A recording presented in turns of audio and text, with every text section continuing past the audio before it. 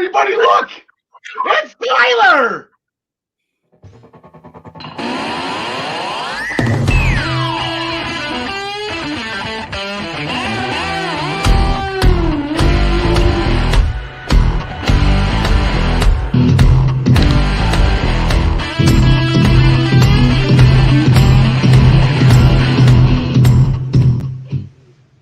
Ladies and gentlemen, welcome to the Essential Wrestling Podcast. Shout out to Tyler Breeze at the beginning of his music. I've always wanted to say that. Tyler, I knew you were going to be coming back at some point. Our sheriff is home. Welcome, ladies and gentlemen, via Spotify, via iHeartRadio now, via Google Podcasts, Apple Podcasts, YouTube, Facebook. We have blown up. We are absolutely everywhere now. And thank you so much for the past 33 episodes, for this past year of 2020. For joining us. We appreciate you. We love you. We hope you're laughing along with us. So this is episode 33. This is our, I believe John Cena proposed to Nikki Bella episode. This is our, the Hardy Boys returned episode. How about that? This was our Roman Reigns. At the point in time, I guess we thought it was ending The Undertaker. Everyone got all weepy, but we got another 3 years out of him. And then I guess to tie into what this episode is about today, this was our Randy Orton committing arson to receive a WWE Championship match at WrestleMania. So first with us, as I mentioned at the top of the show, we have our sheriff back, Tyler. We've missed you, pal. How is everything going? Life is good, catching up on some wrestling, doing some things, getting ready for the holidays. It's good. I missed you guys. Yeah, we miss you too, buddy. Glad to have you back. Glad you're safe. Glad everything with the proctology stuff was just a rumor. I apologize to my buddy Taylor for divulging that information publicly. With us, as always, in the bottom right-hand corner, not always in the bottom right-hand corner, but with us always is John Smith. For those of you that were keeping track along with John and I, we had a big fantasy football matchup this past weekend. Unfortunately, John Smith's team could not get it done. The final score was Dirty Sanchez, 156 and change, to Andre the Giant, 135 and change. DeAndre Hopkins and Patrick Mahomes led the way for me, as I will now be competing this upcoming Christmas weekend in my fourth Stone Age Championship game in the past 5 years. Other than that, John Smith, I saw you on Sunday for TLC. How is everything going? You're dead to me. Yeah, all right. So on the bottom left corner, we have the first ever PWP champion, the living legend, John DeConnie. John, how are you today, pal? All righty. Cold day in Jersey, but it's good to be along with you as always. Yeah, it's cold. December has that problem. That's what I keep on telling people. Well, it's cold out here. Well, yeah, it's December 22nd, so it tends to happen. On today's episode, Don Callis booked a huge interpromotional match for Hard to Kill. Kyle O'Reilly gets a second shot at Finn Balor and the NXT Championship. Kevin Owens will get a rematch as well for the Universal Championship this Friday, Christmas Day, on SmackDown. Gary Mehaffy, as always, is back with us to discuss Gallus retaining the NXT UK Championship, or the Tag Team Championships. Ryan Joy will be here with us as well to discuss Final Battle, Jingle Brawl, and the upcoming MLW Opera Cup Final. I'm going to reveal number 14 on my top 30 favorite WrestleMania matches. We are past the halfway point here. We started at 30. We are now at 14. We are 14 weeks away from WrestleMania 37. Right now, still scheduled for SoFi Stadium. But SpongeBob is spreading those rumors that is going to be in Tampa with the big pirate ship, and one can only hope that Kairi Sane will be there as well. Make sure you stay tuned at the end of the show to hear all the details on how to win the Jim the Anvil Neidhart autograph picture, courtesy of Sideline Sports and WWE memorabilia. We make our picks for this week's upcoming shows. The graphics and the statistics that you will see are presented by Minutes to Bell Time at minutestobelltime.com. And as always, is sponsored by ProWrestlingPick'em.com. Play against your friends, play against the universe. And guys, she'll like it too. We're going to make that the show with Kenny Omega getting his first challenger for the AEW Championship. But we're going to curtain jerk the show, as we always do, with the prior weekend's pay-per-views or special shows. This week was TLC. We didn't want any scrubs. We didn't get any scrubs. That was a honey of a show. And Jonathan Connie, we'll lead it off with you here, as Randy Orton and Bray Wyatt, they main evented the show in their Firefly Inferno match that we didn't know was going to be that last week when we made our picks. But I guess the lesson learned here, Randy Orton likes his Fiend well done. Yes, indeed. A Firefly Inferno match where the only way to win is to light your opponent on fire. Who could have saw that coming? Yeah, well, I guess we should have seen it coming, but alas, we did not. So this match starts with a little back and forth between Randy and the Fiend, and I don't know about you, but I was asking myself, what are they going to go for? Torches on the sideline? What's going on here? And after a little bit of offense out of the Fiend, he did his best Kane impersonation and lit up the Thunderdome. Suddenly, there was flames everywhere. So they and we saw the Fiend go after Randy Orton with a strap lit on fire. Luckily, he missed him. We saw him find a pickaxe under the ring. Once again, luckily he missed. The rocking chair came into play. That was set completely ablaze, with Randy sitting in it, getting out of it in just the nick of time not to go up and smoke himself. Then Randy bailed just in time. Orton used the stairs, an axe handle, a length of chain, just absolutely went off on the Fiend for a little while. Then the Fiend lit an axe handle in one of the ringside flames, and once again, just missing Orton. Orton hit a draping DDT from the apron to the floor. that was pretty crazy. Attempted an RKO. That looked pretty sick. He attempted the RKO, but wound up with a mandible claw for his troubles. But he was able to turn the Fiend into the flames, lighting his jacket on fire. They wound up back in the ring, where Randy kind of stood over a pretty much done Fiend and decided that wasn't quite enough. Went to the ringside again, got another 1-gallon can of gasoline, doused him, thought about it for a minute, watched the match burn almost all the way down to his fingertips before dropping it and watching the Fiend go up in flames for the victory. Yeah, like I said, Randy is a little bit of a firebug here. He burned the house down, and then I believe Tyler mentioned that Survivor Series special. He set the Undertaker on fire as well, in a casket, I believe. He tried to set, and then he did that as well with a box the Monday before, which set up the Inferno match with Bray Wyatt. Is it better or worse than an eye for an eye match here, John Connie? Equal in ridiculousness, but I wasn't angry at this one, so I'm going to say it was better. Yeah, well, to be continued, like I said, we had, Alexa Bliss came back on Raw. We will get to her in a little bit. Staying on Raw, John Smith, the show started with the WWE Championship TLC match. We all pegged Drew to win. We all knew, we kind of figured Drew. You picked AJ Styles, but then Miz did it. Yeah, I was trying to be contrarian, really, more than anything when I picked AJ. I mean, I wanted him to win because I love AJ Styles, but this had Drew written all over it. And then when Miz came out, it just, you saw my mood. I did not want to see Miz walking out of that place with the championship belt. Not in WrestleMania season, not leading up to WrestleMania. I don't need that. We'd already dealt with that 10 years ago.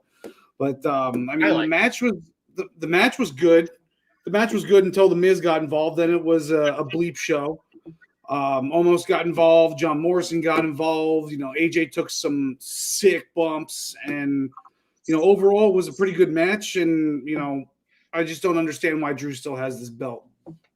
Yeah, just to clarify real quick, that's not a knock on McIntyre. You just want him to win it back at Mania. You want him to be the chaser right now. So, that would have been a great theory. There's still time. It's a lot of, normally the WWE champion retains at WrestleMania. You don't see too many title changes I mean, I'm sorry, at the Royal Rumble, but it's a different time, it's a different era. Maybe they'll spice things up again, get those ratings up. So, and then the other TLC match, Tyler, Kevin Owens with a performance and a half. Holy crap! Yeah, I mean, just a top to down. That was probably, it was definitely a top 2, top 3 match of the night. Anything that's been circulated around Roman Reigns right now, the storytelling has just been phenomenal.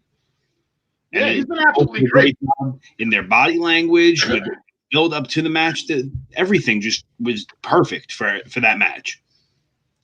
Yeah, Jey Uso got involved. It was a bleach. Kevin Owens was fighting 2-on-1 the entire time. Which we kind of think, I think that's going to reason why they're going to use the cage on Christmas Day. We'll get into to that match when we talk SmackDown right after this. But yeah, Roman Reigns, he got the guillotine on the top of the ladder, causing Kevin Owens to pass out. He fell off the ladder. Roman's went up, off the belt, and separated through a table. I mean, it was. It's hard to put in words when something's that great, because you're looking for something to knock and you can't find anything. No, and half that time is usually Roman Reigns, but now with this new character, he's been phenomenal. And then you put him in with probably one of the best guys you have on the roster, and Kevin Owens, to make him look better. Like I said, it was a brilliant move to put Kevin Owens in with Roman Reigns now to set Roman going forward. So that was absolutely great. Another matches at TLC, Sasha Banks, she retained the SmackDown Women's title. She reversed a face buster by Carmella, turned it into the bank statement with the win. The Hurt Business won the Raw Tag Team titles. Cedric Alexander said he's feeling himself, tagged himself in to hit the lumbar check on Kofi for the win. So then that's twice that Cedric Alexander has pinned the former WWE champion. Not that many people can say that. And then in a surprise return, Asuka's mystery partner turned out to be Charlotte Flair. They won the women's tag team championships over Nia Jax and Shayna Baszler. We'll dive into that when we talk about Raw coming up right after we go over the scores going. So this is what we have overall at the Essential Wrestling Podcast. We kind of all canceled each other out. We all went 3-2. We all had 17 points. The McIntyre and Styles fight was thrown out due to the Money in the Bank cash in. So John Smith, he got 11 points on that one because he was the only one that picked Styles, so he avoided the loss. But then if you go to the overall WWE standings, like I said, we all 17-3-2. But then there's Gary on the bottom. We didn't get to mention it on air. I guess it was a game time decision for Gary to put the Money in the Bank wager into play, and he got a bonus 20 points out of that. He took the gamble with the Money in the Bank cash-in wager. If you get it right, you get 20. If you get it wrong, you lose 10. He felt the Miz was being froggy, and it paid off for him. So now Gary's getting back into the game here. Going into Raw from last night, John DeConnie, there was a 6-man tag that main evented the show, stemmed a little bit off of Miz and Morrison and Miz TV apologizing to AJ Styles for the cash in, and I guess he meant it. I thought that that's probably as sincere as the Miz gets. But then I guess it turned into a Christmas street fight, 6-man Christmas street fight. Yes, and it had all the tropes you could hope for. We had power bombs through tables full of eggnog, smashed gift boxes, candy cane kendo sticks. I mean, what more could a person want on Christmas week? But fast forwarding to the closing sequence here, we had McIntyre ready to deliver a Claymore. He had who was it, Miz in his sights. Sheamus tags himself in. Keith Lee decides he really wants to finish this one off, so he tags himself in, delivers the Spirit Bomb on Miz. Somewhere in the shuffle, John Morrison gets bumped off the apron into the arms of Omos, and for good measure, why not put him through a table anyway? But the Spirit Bomb was enough to end it for the 1-2-3 on Miz by Keith Lee. And then afterwards, as the team is celebrating, Sheamus decided he really wasn't down with Keith Lee tagging himself in and kicked him right in the chops. And once again, these fellas are just taking along. Yeah, and that stems back to Miz TV earlier in the show. AJ Styles, I believe, was the one that pushed Keith Lee into Sheamus by accident. Sheamus thought it was intentional. And then with John Morrison broke a chair over Omos's back at TLC, which, that was actually detrimental to AJ Styles because that cost Omos. He left after that to chase Morrison, so that kind of proved a touch bit detrimental to AJ and his quest on Sunday night. Alexa Bliss returns. She interrupted a Randy Orton promo, Tyler, and she has her own little swing set now that the Fiend specifically built for her.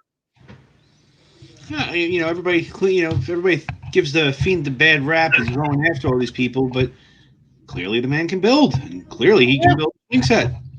I might invite him to my backyard as long as he doesn't, light it on fire. No, I mean that was a good segment. I hope that, I hope he's not rushed back, kind of almost downplaying the whole story. I would hope to not see him again until around the Rumble. Maybe not even the Rumble. Kind of keep it. I think if they didn't bring him at the Rumble, it kind of keeps people on their toes. Like, okay, well, he wasn't a surprise, so where is he? Yeah.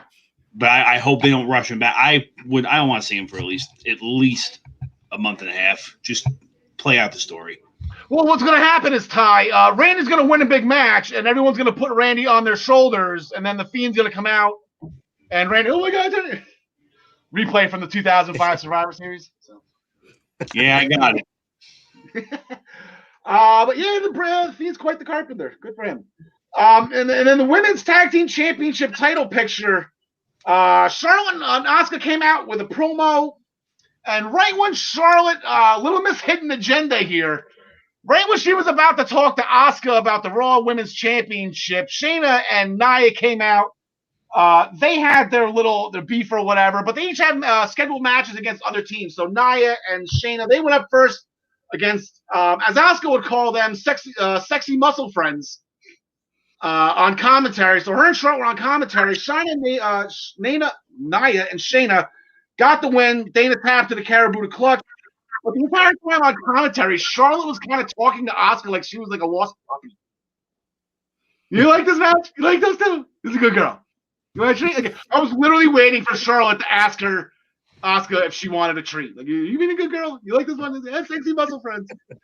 And then later night, Asuka and Charlotte, they defeated Peyton Royce and Lacey Evans when Charlotte made Peyton tap out to the figure 8.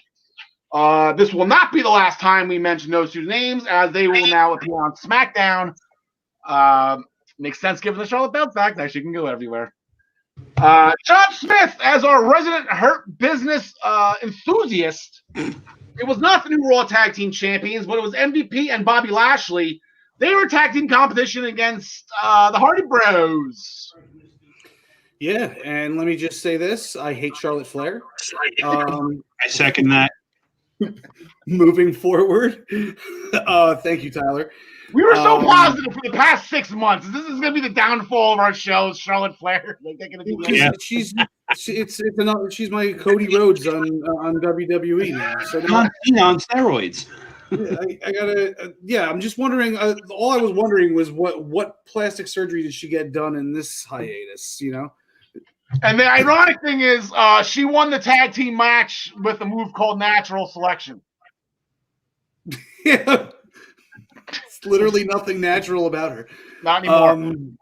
Yeah, maybe her feet. Okay, so the Hurt Business. Yeah, back to the Hurt Business.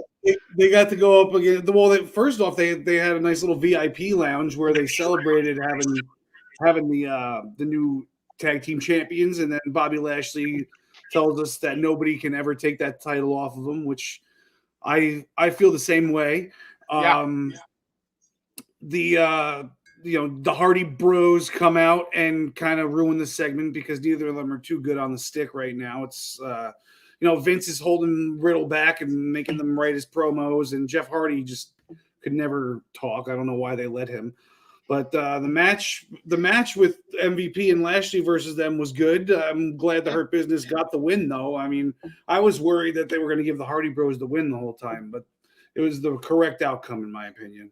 Yeah, with MVP in that match, that left that door open Because Lashley wasn't taking a fall or whatever. Yeah, it was Lashley. He caught. He turned around. He reversed an attempt at a twist of fate for the Hurt Lock for the win. And then in the other two matches on Raw last night, Karjak of Retribution, he defeated Ricochet with the go to sleep actually. And then, like I said, Mustafa Ali, he's being very, very persistent trying to get Ricochet to join Retribution here. So we're seeing this story again. Cedric Alexander folded in the Hurt Business. I wonder, I guess maybe it's only due time before Ricochet has enough of all these ass beatings and just joins. And then Jackson Riker, according to minutes of belltime.com, Jackson, that was his first match of 2020. So late entry for Wrestler of the Year for Jackson Riker. He's probably gonna end the year undefeated unless I don't know what kind of match he's gonna have next week. But he defeated Grand Metalik with that chokeslam bomb he's been using. And again, Elias's music is very, very powerful. So he has Jackson Riker now on his side. Switching gears to SmackDown, we actually have a jam-packed Christmas Day coming up. And it was started off last Friday. We had actually two championship matches. One championship match, and then a women's division match that is absolutely phenomenal that everyone has been wanting to see. But John DeConnie, the Street Profits, they retained again. I had Ziggler and Rude. And again, the Street Profits just consistently prove me wrong. Yeah, well, these teams have great chemistry, so we don't really mind too much seeing them repeat it. But this one again was a great match. At one point, you had a leapfrog famouser on Dawkins for a 2 count. Dawkins hit a spine buster, which we know usually leads to Ford jumping into the lighting structure for a frog splash. This time, it was a little up in the air as to whether or not Ziggler got his knees up or Ford had just taken too much damage to his abdomen. But he struggled to make the cover, so Rude had time to get in and break up the pin. Rude then proceeded to roll him up and grab the tights. Ford reversed it, grabbed his tights for the win, and the Street Profits retained. And afterwards, Rude and Ziggler were not pleased with Little Nate for not noticing the tight pull, but Little Nate got back in their face and threatened to have them suspended. Everything was copacetic by the end.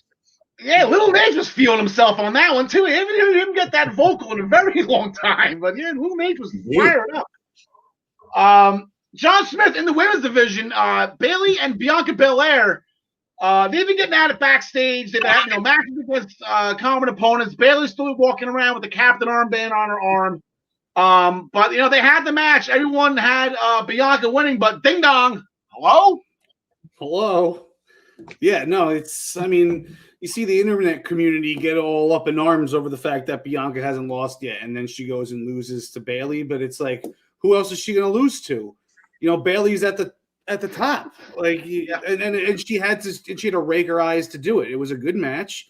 It's going to be a good feud because it's not over, and Belair's going to end up coming out on top. I just, the whole, Bianca should have been undefeated. They say that about everyone. Aleister Black should have been undefeated. Keith Lee should be undefeated, So, they all can't be Goldberg. Then, she'll get hers. Don't worry. From Ryan Joy from MinuteToBellTime.com, Little Nate was 2 woos away from stripping down to his boxers and screaming, "I will never retire." Well played, Ryan Joy. Very well played. Yeah, and I think it was time for Bayley to get a win too. Bayley just seems to be tapping out at the small signs of submission. She needs to get something. She was the first one out in the Survivor Series match after a huge. She needed something back. Like I said, yeah, it was a cheat to win. There was no harm, no foul to Bianca. They don't. If it was AEW, maybe they need to be undefeated. They don't keep track of records in WWE. Minutes to bell time does the job for them. So. We keep track, and that's great. But, everything's so 50-50 with WWE. Like, exactly. Bianca's going to get the next 2 and win the feud. So, staying with the women's division, in the tag team division, Billie Kay, again, she's looking for a partner. She found Tamina. And they went up against the Riot Squad and the Riot Squad got the win after a drop kick off the turnbuckle from Liv into a flatliner from Ruby. I thought that was a really nice combo. That's 2 losses in a row for Billy and a random partner versus the Riot Squad. But then that'll put us right back in the women's tag team. Like I said, unfortunately, this is not the time to put Charlotte away just yet. They will be defending the WWE Tag Team Championships, the Women's Tag Team Championships, on Christmas Day this Friday. They have not announced their opponents yet. I guess, Tyler, we'll start with you. Any shot of them losing? Any chance that the opponents? Like I said, I kind of tied this in with Billie Kay because it seems like she's been the one that's been doing all the tag team action here. No, sadly enough, I think they're going to milk this out way longer than they need to. Solely on the fact with Asuka and Charlotte, Asuka being a 2 title holder at the moment, it's only a matter of time before Charlotte's holding that title. Okay, John DeConnie. Yeah, no, unless Billie Kay pulls Tessa Blanchard out of her hat, I can't imagine who she's going to tag with next, or that the tag titles are going to switch. All right, John Smith. Yeah, I can't think of anybody that they would go up against and lose to. So, I mean, I was saying yesterday on the Daily Wrestling News show, on Ryan's show, that this is all leading up to Asuka versus Charlotte at WrestleMania, I think. So Charlotte's going to end up turning on Asuka. That was the last match she had, and Asuka injured her to send her out. So, you know, it'll be soon, but I don't think it's happening this Friday.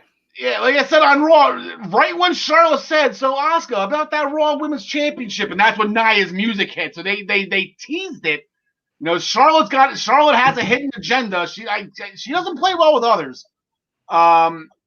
Ryan Joy chiming in again. Time for those belts to go to NXT. That is a fair assessment as well. But who from NXT would beat those two? That's who knows. But John Smith, I'll leave this with you then. If they're gonna go at it at WrestleMania. It's happened twice before in WrestleMania history. Are we gonna see tag team champion versus tag team champion for the Raw Women's Championship? I don't know if they can drag it out that long. I bet they probably will, but they probably should. They definitely shouldn't, but they probably will. I mean, if Mania was like 8 weeks out, I'd say absolutely. Yeah. But being that Mania is 14, I can't believe it, but Mania is roughly 4 to 5 months out. We might get a May Mania this year, depending on how everything plays out. The faster they end this, the better. All right. I guess it's kind of open. Charlotte, I'm sorry, it's hard. I know. The funny thing is, this is gonna open the Charlotte to win the Rumble 2 years in a row. So that'll be interesting. Tyler, sticking with you. Otis defeated Shinsuke Nakamura. WTF?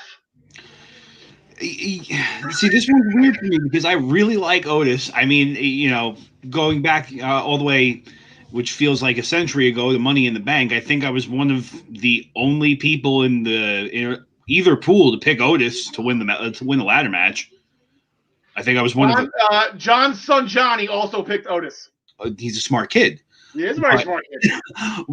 Like I said, I think so. We were like a small handful of the people that pick him. I love Otis, but come on. He said he got him clean too. So Gable with the instruction to not do the caterpillar. He said he wanted to do a suplex. He actually did a very nice Taz T-bone suplex into the Vader bomb for the win. Yeah. What's that, Ty? It was a good match. Don't get me wrong. It's just I don't understand who did Nakamura upset. The lesson from Chad Gable to Otis, his lesson of the week was, don't do what I say, do what I mean. Gotcha. And the one thing I can give Chad Gable credit for, he's very big on hydration. He always tells Otis to drink a bottle of water after he's done with his match. I'm big in the hydration as well. We witnessed our first ever Sammy Awards. this past Friday. Sami Zayn, he actually won the comeback of the year. Sami Zayn versus AJ Styles versus Jeff Hardy at Clash of Champions, won the Sami for match of the year. But Big E won Superstar of the Year. That didn't sit too well with Sami Zayn. And now you couple that with Big E pinning Sami Zayn on the kickoff show at TLC, and we have ourselves championship match number 2 on Christmas Day. Sami Zayn will put up the Intercontinental Championship against Big E.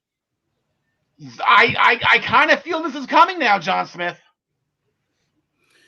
I mean, I think Big E's your next Intercontinental Champion. I don't think it's happening this week, though. That match is happening this week, right? Friday, yeah.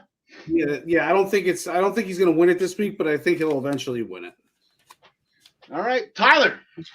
It's hard to tell because I mean, obviously, it's been kind of, I hate to do this, cue the SpongeBob, but I know it's been floating around that Big E is the next guy they want thrown in everybody's face. Yep, there he is. Thank you. Hello, SpongeBob. I missed you.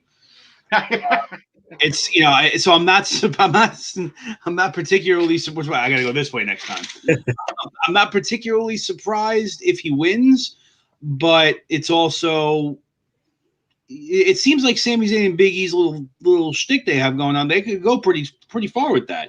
I think maybe the Rumble would around that time frame would be the right time to do it. Okay, John DeConnie. Yeah, I can't say I disagree with that assessment, but something just tells me that will be. It's obviously not going to be the main event of the show, but that'll be the upbeat moment of the show, and there'll be much celebration. I get if points were on the line, I think I'd be picking Big E. Yeah.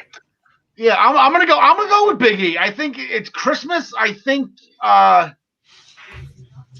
people are gonna say they have 3 championship matches. 2 of them are kind of layups. This is the only one in question. So I kind of feel like, for Fox's sake, to get people to watch, especially the WC, the ratings are down. I know it's not SmackDown because SmackDown's been phenomenal. But I think this would be the time, and Big E will go down as as a Christmas champion. So I'll take that. And then, as I mentioned in the headlines, Kevin Owens will get his rematch against Roman Reigns for the Universal Championship. This time it will be in a steel cage. So I guess the question is, John DeConnie, will this cage keep Jey Uso out? Does any cage ever keep anyone out? No. Especially as somebody who is as athletic as Jey Uso, just climb right up and jump right off it. Like that's exactly. Yeah, no one's gonna have to pay off an attendant backstage to raise the cage or anything like that.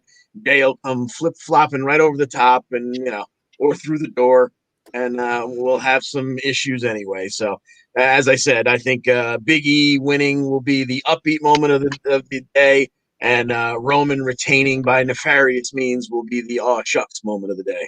Yep. All right, Tyler. Yeah, I mean, I've seen people get into cages. I've seen people like JBL at No Way Out 05 win a match by crawling under the ring.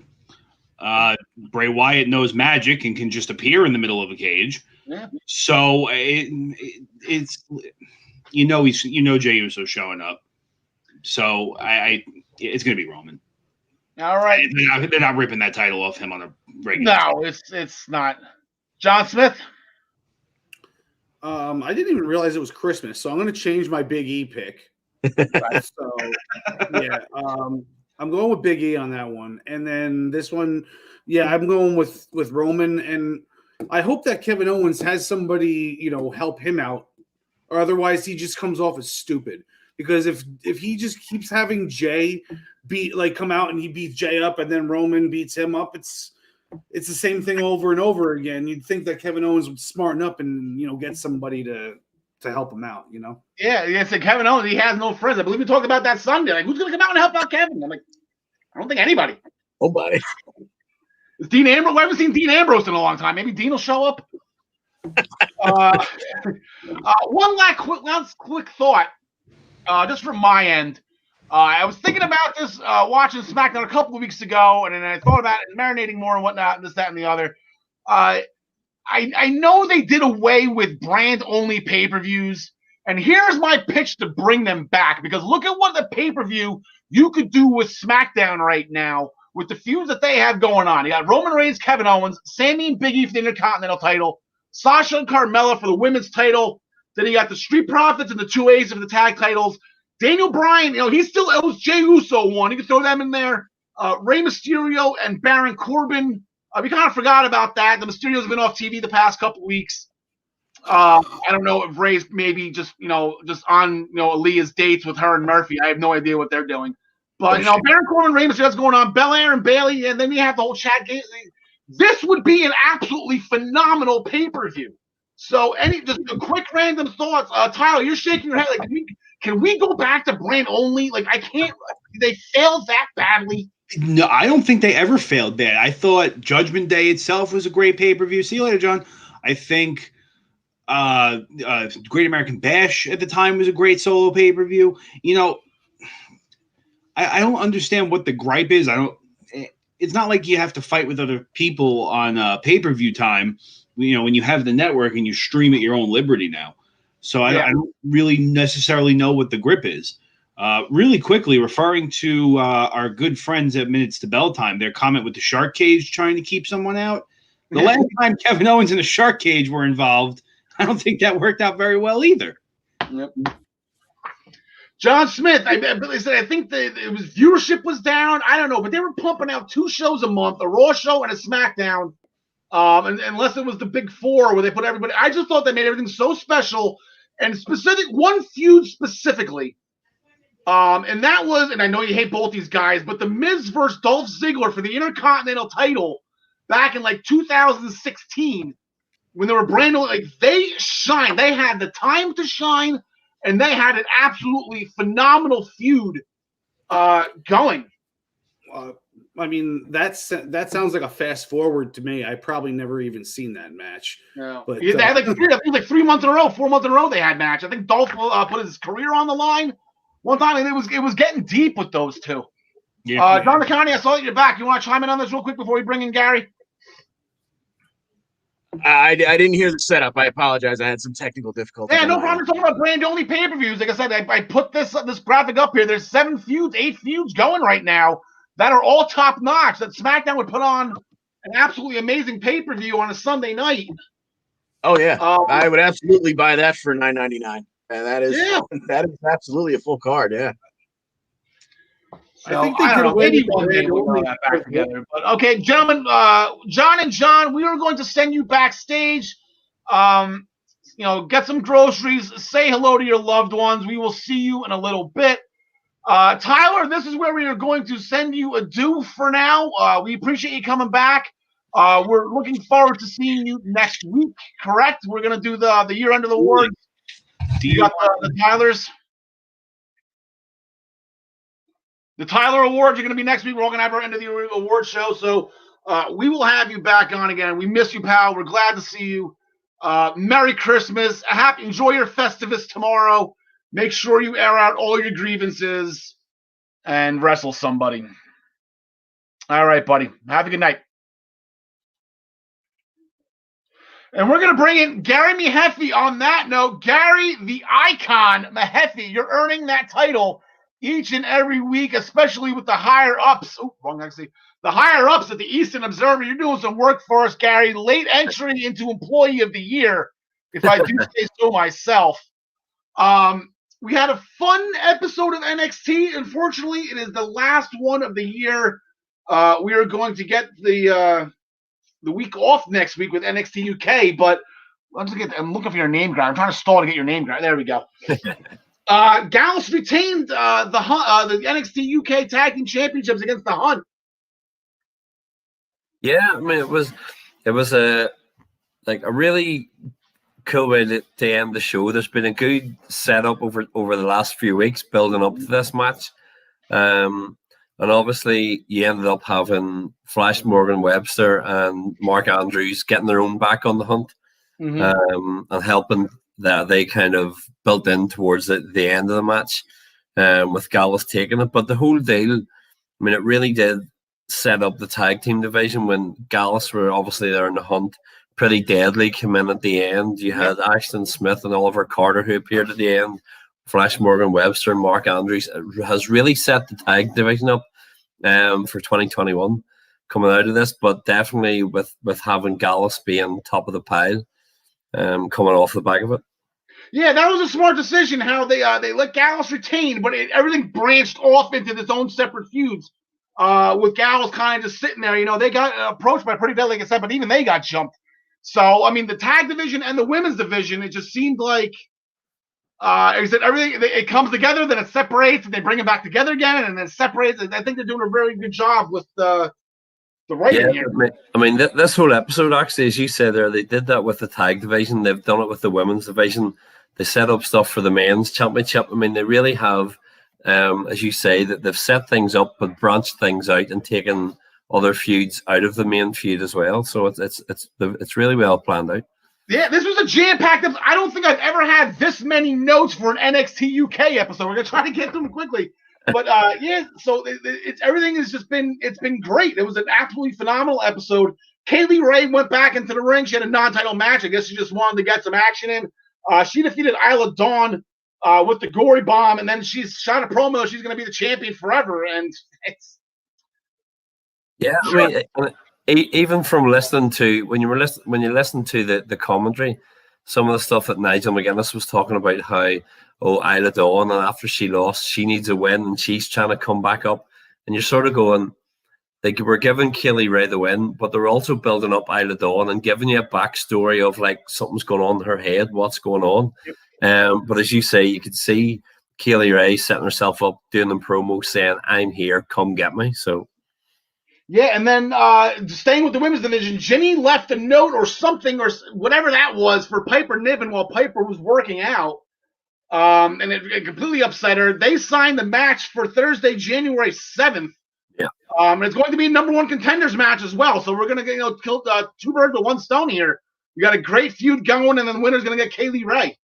Yeah, that's my birthday week. It's my birthday at the start of that week, so that'll be happy birthday to me for that number one contenders match. So as you say, I think obviously the note, I think that was meant to be the chair that Jenny used to cost Piper the match a few weeks ago.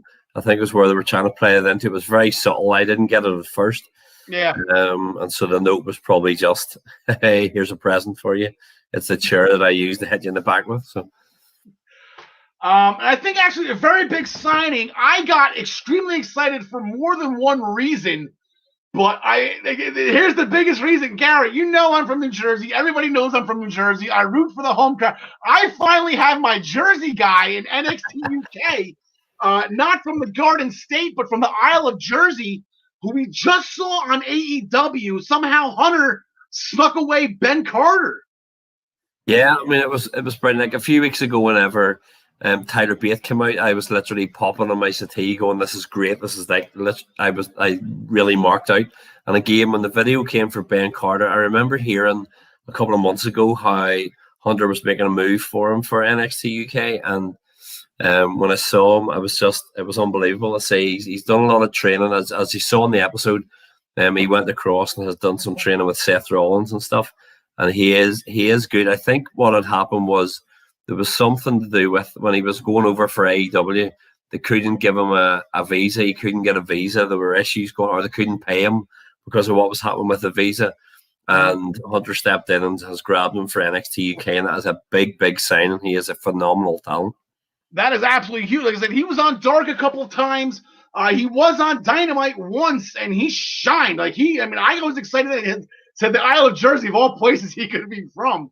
I got really excited, but then he completely shined, and that was a gem that AEW lost. So good for Hunter.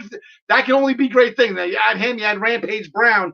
I'll just talk that one off real quick. Rampage Brown was in action. He got the win with the Dr. Bomb. Ilya Dragunov did a video package, says he's going to start back at the beginning. So I guess he took out the contacts lens. Is there a story with that? That freaked me out. I mean, I thought the whole way through the video, I thought, this is great. And then just at the end, the big close-up, I was like, no, I can't handle it. I've got my glasses, but my wife wears contacts. I could never have contacts. Couldn't have it. But it was a great video and a really intriguing video as to what they're going to do with them.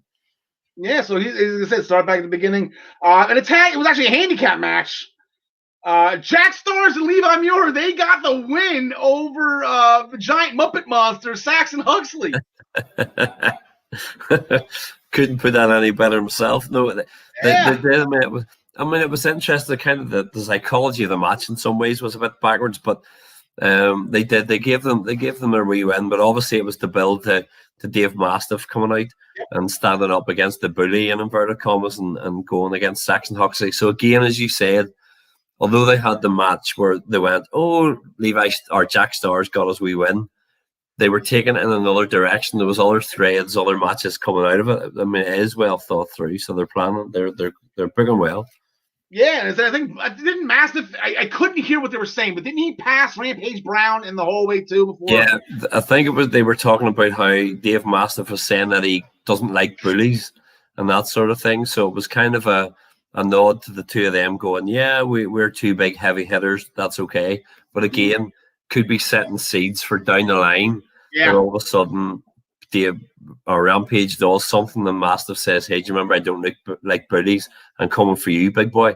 And so they could take it over. That's got takeover written all over. Whenever they decide to do another UK takeover, I've been kind of itching for one of those. We need another one back. Then a couple other notes. Kenny Williams, his knee is apparently not doing all that well. Trent Seven said in an interview that he's got to go fix some things, so he's going to take some time off. We're not going to see Trent for a while. Yeah, that surprised me. I have to say, for as good as the Ilya Dragunov piece was, and I loved it, I equally loved this Trent Seven one because I'd heard that it had happened, and I was watching it, and I was like, it was really good. It actually was really intriguing. It's made me think, oh, what is he going away? What's he doing? What's he going to come back? Is it going to be Mustache Mountain coming back? What's going on? So it'll be again just putting wee seeds of interest in everybody's head. So yeah, they say we just got Tyler Bate back, and now we lose Trent Seven. It's like Mustache Man. They just can't get together at the moment. And then I guess in the last bit that we're going to be talking about in the new year, A-Kid is really feeling himself, and he challenged Walter. Sid Scala, he made it official. He just didn't give us a date yet. He said sometime in 2021. So there's that match that we're, champion versus champion, I guess, right? He's going to defend that trophy. I'm not sure it's going to be title for title, but yeah, no, that'll be really good. And that's the sort of match that Walter will really excel in. When he has somebody who's a bit smaller than him, he can really play off it well. So I'm really looking forward to it. So yeah, it's going to be a great match. Like I said, it's going to be fun because A-Kid's small enough where Walter can throw him around quite a bit. But Gary, like I said, we're going to bring you. I know you're off the next 2 weeks with the UK. We are going to bring you back next Tuesday for the year-end awards. We're going to have a year-end of the awards special, so we'll have some extra time. But in the meantime, I don't know if you're a Seinfeld fan or not, but enjoy your Festivus tomorrow. Make sure you air out your grievances. And then most importantly, enjoy your Christmas holiday overseas, Gary. We appreciate everything that you do here. Yeah, the same to everybody over there. Have a good one. All right. Good night, Gary. So bringing back in, we're going to. Oh, that's not him. We're going to bring him. Yeah. Got it. We got John Smith and John DeConnie back. Let me get this graphic. Well, there we go. Perfect. Hey, just so you know, we're going to shift gears to NXT. The stateside version. And John Smith, they had a number one contenders match this last Wednesday. We had it all nailed for and set for Pete Dunne to be the one to challenge Finn Balor at New Year's Evil to go up against AEW's New Year's Smash. But Kyle O'Reilly got it done. Yeah, I guess the first match was so nice they got to do it twice. Yeah. I mean, I would have preferred to see Pete Dunne just because I'm a huge Pete Dunne mark, but I don't think that the match is going to be bad or anything. It might be better than the first one. Who knows? But the Dunne and O'Reilly match, I thought it was better than the ladder match they had a couple weeks ago for the War Games advantage. Yeah. Likely because it was, there was higher stakes. They're going for the world championship on this one. It was just an advantage in the other one. I enjoyed it. I can't have nothing bad to say about it, except I just wish that Dunn would have won. But I'm looking forward to the other match anyway. Yeah, I don't think that's a knock at all on Kyle O'Reilly. And actually, what they're going to do on NXT is they're going to take a look back at their Takeover 31 match, where one guy left with a broken jaw, and the other guy, I guess, liver problems. Right? This was the match with all the liver shots from Wade Barrett. Right? Oh, the liver, working over the liver. Liver. Wade Barrett likes a good liver shot, I guess, right? And then actually, the beginning of that match, there was a cluster bleep because Oney Lorcan and Danny Burch, they came out because they're buddies with Pete Dunne now through Pat McAfee. But then here comes Killian Dane and Drake Maverick, who, like I said, they got jumped by Pat McAfee's guys. Killian Dane got his face slammed in a car door. Long story short, they're actually going to get an NXT Tag Team Championship match, and it is going to be in a street fight. So Killian Dane in a street fight, that just sounds dangerous, John DeConnie. What are you looking at here? Yeah, I think it's very dangerous for anyone on the other end of Dane's fist. But I think simply by the fact that it is a street fight, and I just don't think it's time to flip-flop those belts yet. And there's so many ways that Lorcan and Burch could bring in some of their friends to help them out. So I'm going to say that the champs retain. All right, John Smith. Yeah, I think there's going to be a Pat McAfee sighting, possibly in disguise like he was in the Dunn O'Reilly match a few weeks ago. I got the what do they call themselves? The Kings of Nxt. They did. They stopped that. I think Cassius Ohno got upset they were doing that. I believe Breezango was in that war as well, so it's good to see them back on TV, even if it was just for 5 seconds. But they'll be back into the mix hopefully soon. I'd like to see Breezango versus Grizzly Young Veterans at some time. In the main event, Toni Storm defeated Rhea Ripley after a Storm Zero. It actually came off of Raquel Gonzalez interfering using Rhea Ripley as a lawn dart and shooting her into the ring post, which is the hardest part of the ring. That got Toni Storm the advantage and the win. So that was big. That's the new Toni.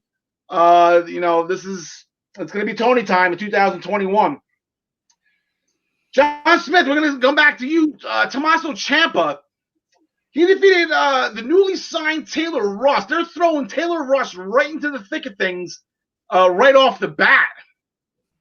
Yeah, when I saw this match starting off the show, I was not a big fan of it because I typically am not a fan of them taking a new guy and putting him up against a well-established guy and having him go a long time.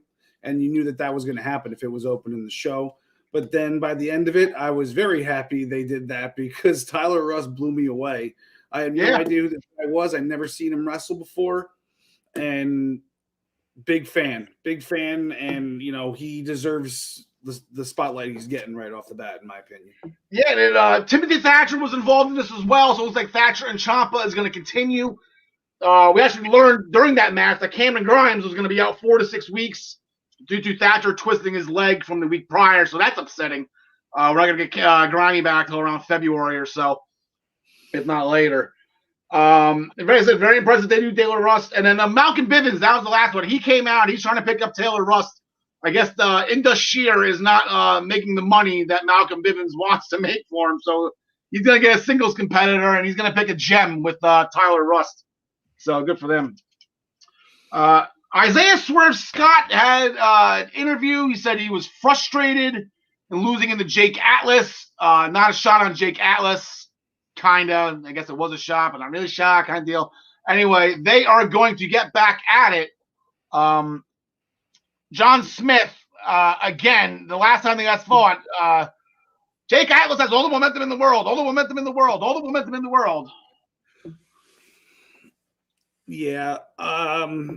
I still got Atlas winning this one, and then I think that Swerve is going to go ape bleep after the match and, beat the crap out of him, steel chair perhaps, or some sort of weapon. Who knows? I think this is going to be like a feud moving forward. I completely agree 100%. John DeConnie, look like you're nodding your head, though. Yeah, nothing I can say to argue with that. It makes perfect sense. Okay. In the wonderful world of Xia Li and Boa, now they're making Xia Li torture Boa. I guess they're trying to take away personal affection from her. She's being reprogrammed mentally, I guess. I'm excited to see where this goes. I guess she's going to be, the two of them are going to come back as just complete animals. It's going to be absolutely great. John DeConnie, great tag team match. The Way got the win over Leon Ruff and Kushida. I believe somebody nailed it completely that Austin Theory would get the pin on Leon Ruff. Indeed you did, sir. Indeed you did. So, well, we had about 12 minutes of just, absolute goodness from four incredible athletes here. Back and forth a little bit. And as we get to the closing 90 seconds or so, you've got Gargano in the corner. Ruff charges in. Gargano avoids any contact. But while he was in the corner, Theory made a blind tag. Ruff missed with the corner charge, but came with a springboard twisting cutter out of the corner and nailed Gargano with a beautiful looking move. He then used the very familiar crucifix bomb to put Gargano in a pinning situation. But again, alas, Gargano was not the legal man. So Theory, the legal man, broke it up with a low back kick right to Ruff's face, grabbed him in a double underhook, and then did some kind of flipping flatliner style finisher while announcing, "This is the way." And of course, the cease and desist from Disney and Jon Favreau was clicking through the Capitol Wrestling Center fax machines before Leon Ruff hit the ground. And he got the 1-2-3 victory. Wait, what? I missed that joke. It just went right over my head. I'm sorry, you're not a Mandalorian fan?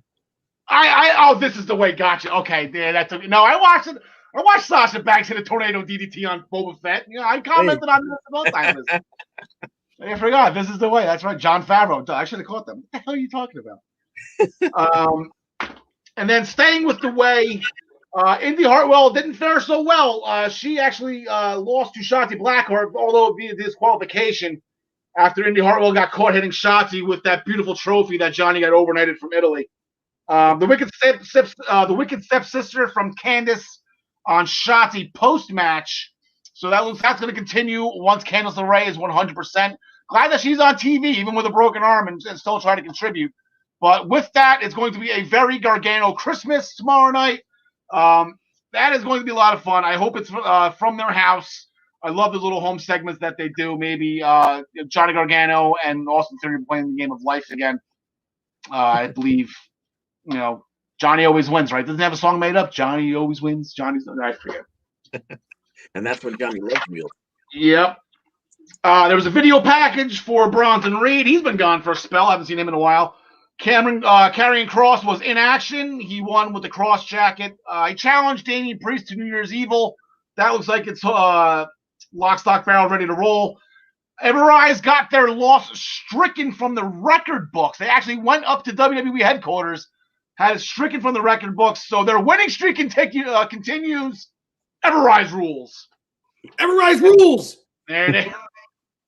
Goldberg, they're coming for you.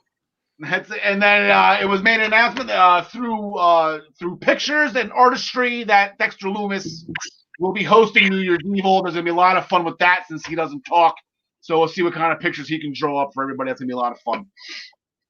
Switching gears to Impact. They own the night on Tuesday.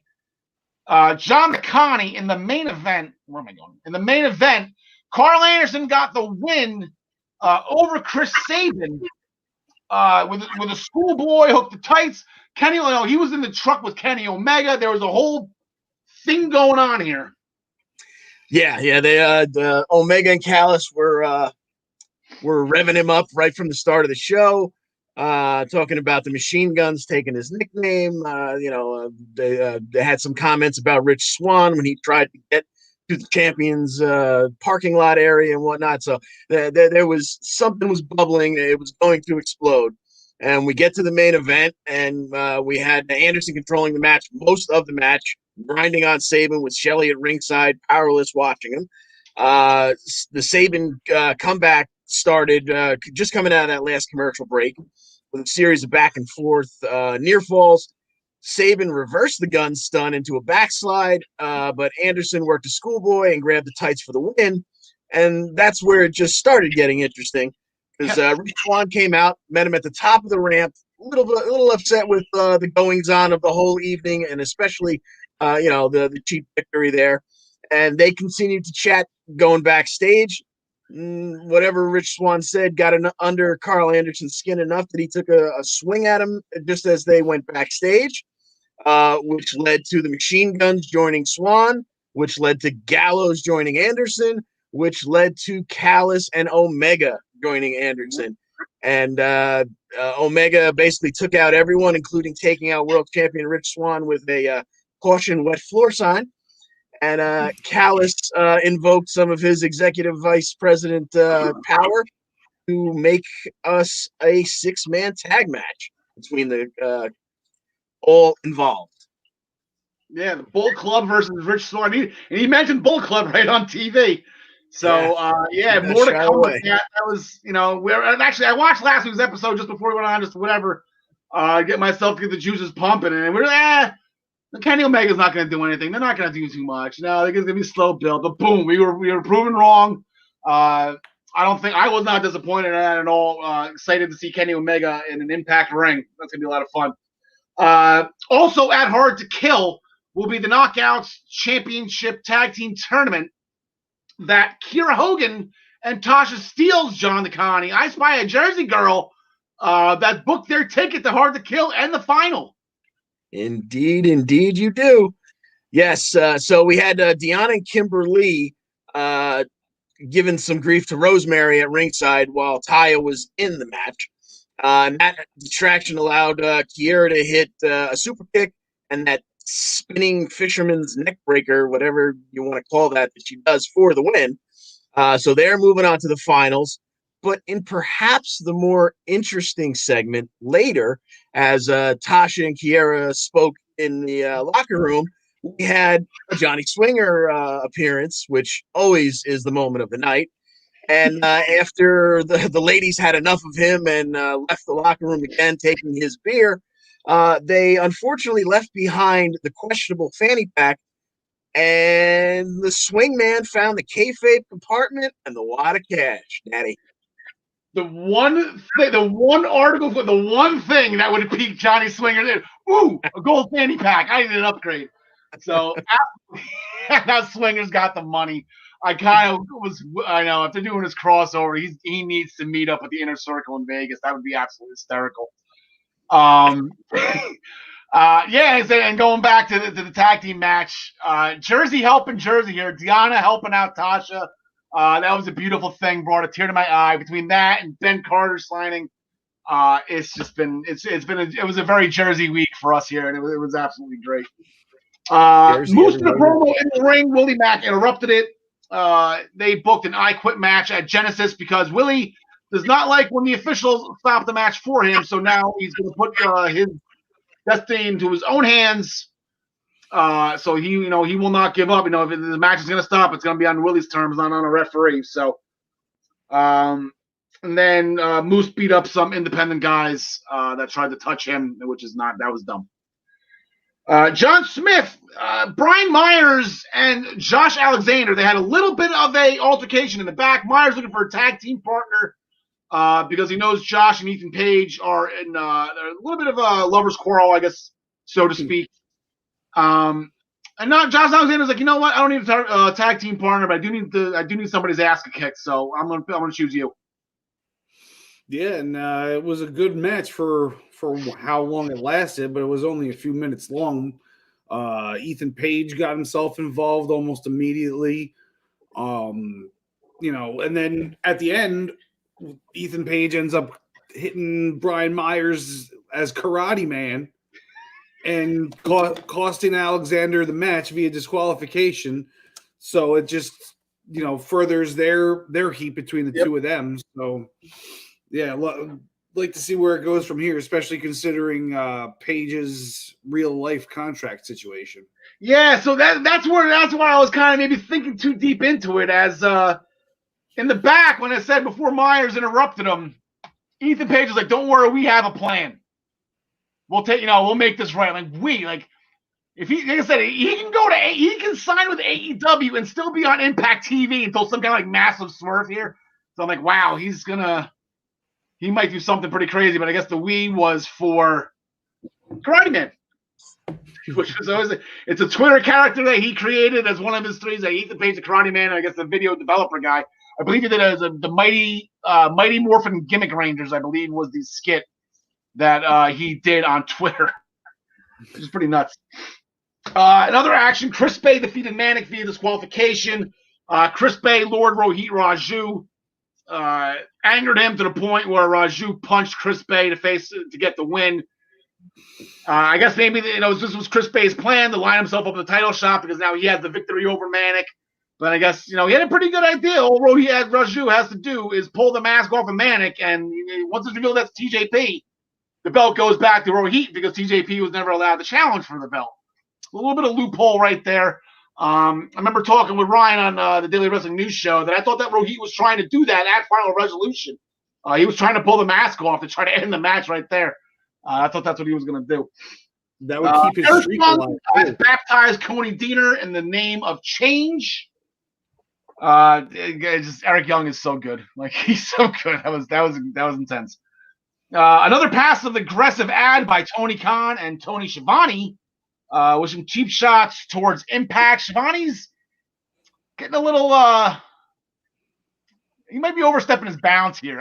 If there's a fight between the announcers and it's Josh Matthews versus Tony Schiavone, I'm taking Josh Matthews. He proves he's tough enough, right? He was literally in that competition. So I'll take Josh Matthews on that one. Play a little ha-ha with Tony Schiavone. Ace Romero still claiming that Larry D was set up. Dreamer saw Rhino and Jake talking about Eric Young, Joe Doring, and Cody in the back. Told him to do something about it. Tennille Dashwood defeated Alicia Edwards with a spotlight kick after some interference. That was the best outfit in the entire world. Caleb with a K was wearing that night. That was absolutely great. We turned off the show on the Essential Wrestling podcast to turn on Impact right after, and there's Caleb with a K with his salmon-colored outfit. Salmon, right? It wasn't pink, it was salmon. Whatever you say. All right. Sami Callihan appeared post-match in the Alicia Edwards fight. Eddie was at ringside. Sami Callihan appeared. He's going to end it all. So once Impact goes back on air on January 5th, they're taking 2 weeks to do holiday shows and year-end awards. It's going to be Sami Callihan and Eddie Edwards. Finally, the fight to end this feud that's been going on for years now. And then the big announcement that went on, I think it was announced on Wednesday, that at Genesis on January 9th, the AEW Impact Plus, the App Plus monthly special, they're going to be bringing back the Super X Cup.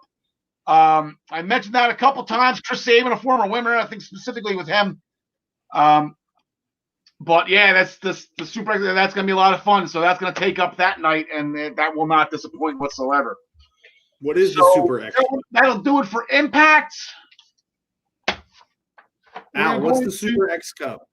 It's going to be a tournament with all the X Division competitors. Oh, it's a tournament? Okay. Yeah, 8-man tournament usually. Sometimes it's individual wrestlers in an 8-man tournament. Sometimes they divide them up into countries. They've done that a couple times. That's where our beloved Team Canada of Petey Williams, Eric Young, and Bobby Roode, and some guy named A1 who hasn't done things since. But we were introduced to them with Scott D'Amore for the very first time in this the World X Cup, I believe it was called, with the Canadians, the Canadian flag on the hockey stick they used to cheat the win with. So good times, gentlemen. We will bid you adieu for now. We're going to bring in Ryan Joy from minutestobelltime.com, who also has a Santa hat on. Ooh. Don't use my name. You said something about a sheriff? Sheriff on the show? The sheriff, as he's since gone. So the sheriff is okay, National Boy Tyler. Fire away then. All right. Ryan, how's everything going today, pal? You've been sitting patiently backstage. Your comment on Middle Nature was absolutely hysterical. I'm sorry I couldn't get to more of them. I really need us to do a better job on. Yeah, no worries. I just, I'm not there, so I try to, interject some of my personality. I think they're good. Yeah, I believe last comment you had was to Gary Mehaffy. Trent Seven taking, he just took 9 months off. He's going to take off some more time. Makes sense to me. Mm-hmm. So, Ryan, we had a pay-per-view. We had an event that you attended. Which would you like to start about first here? Let's go with the one I attended. So this morning on the Daily Wrestling News Show, we actually had Tony T from the commentary desk at this past Saturday's Jingle Brawl event. And talked to him about making his professional wrestling broadcast debut at Jingle Brawl. A lot of cool things happened on that show. It was their first show back in 8 years, so all the titles were basically vacant, and all of them were decided by the end of the night. We have a new women's champion, a new intercontinental champion, a new tag title holders. We have world title holders. So Roma Luchadora won the women's championship, and as we know from this show a few weeks ago, Marina Tucker will be challenging for that belt at No Remorse on February 13th. Micah Taylor, he won the Intercontinental Championship.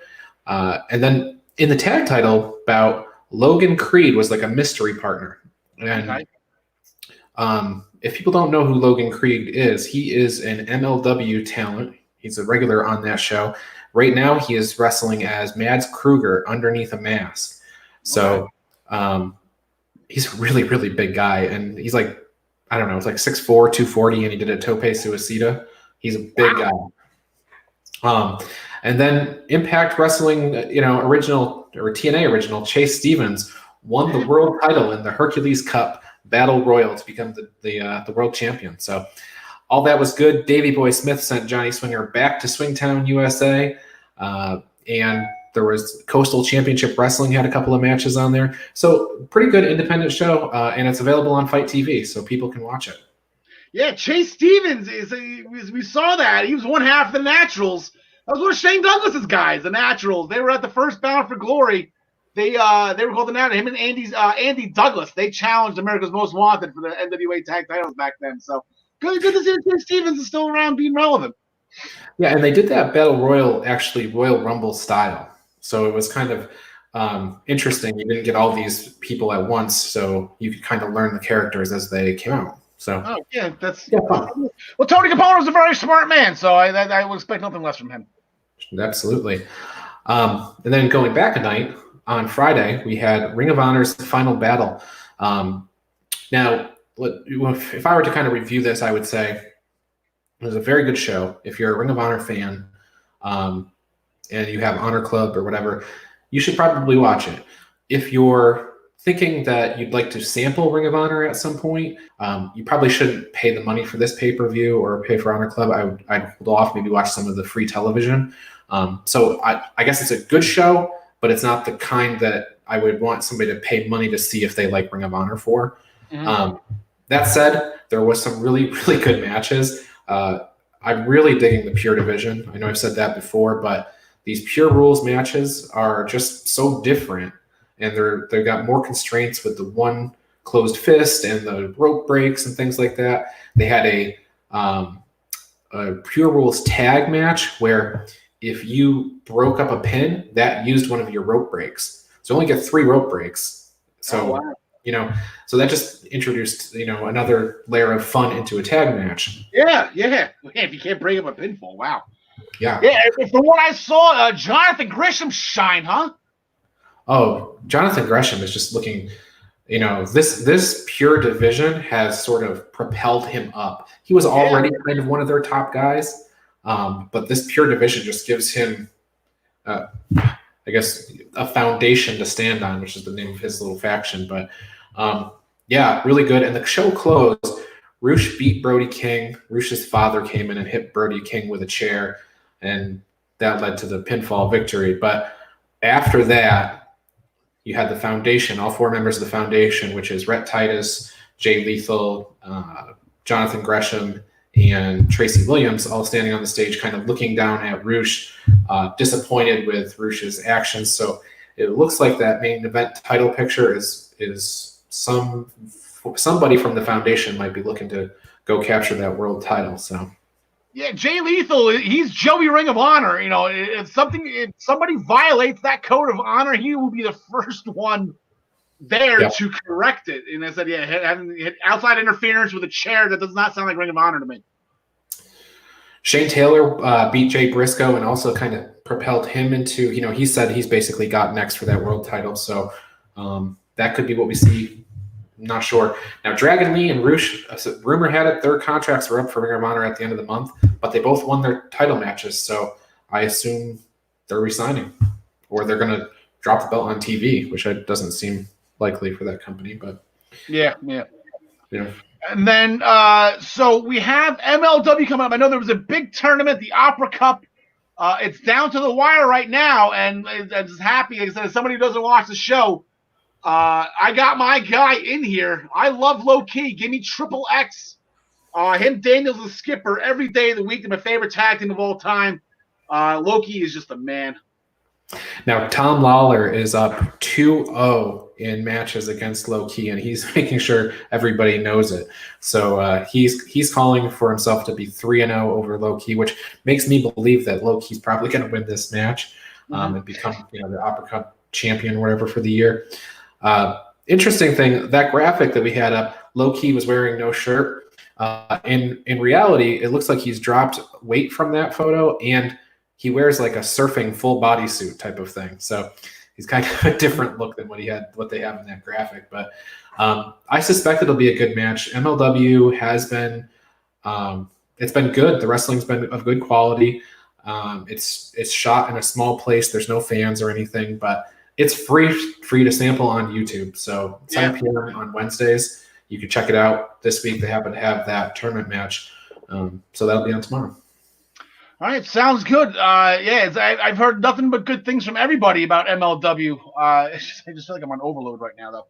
Well, that's why we have you, Ryan. That's why we need you here. So that will do it. We're going to bring back in John Smith and John. There's John Smith. I was kind of trying to stall for you, John. Give you 5 seconds. I didn't know where you went. The sheriff was coming back?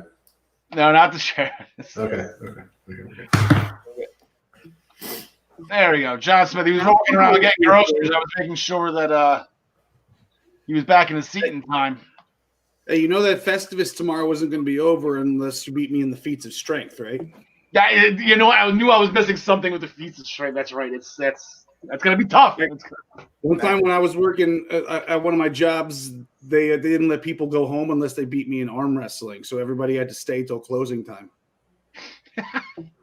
So we're going to start with AEW right now. Well, that's not what I want to say. There we go.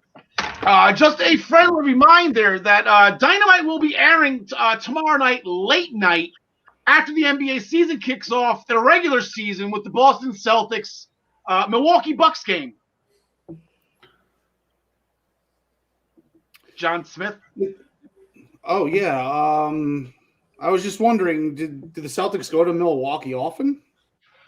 Well, the Celtics are regular visitors there, but Milwaukee has certainly had its share of visitors. The French missionaries and explorers were going there as early as the late 1600s to trade with the Native Americans. In fact, isn't Milwaukee an Indian name? Yes, John, it is. Actually, it's pronounced Milwaukee, which is Algonquin for the good land. I was not aware of that. I think the most interesting aspects of Milwaukee is the fact that it's the only major American city to have ever elected 3 socialist mayors. Is this guy on a party or what?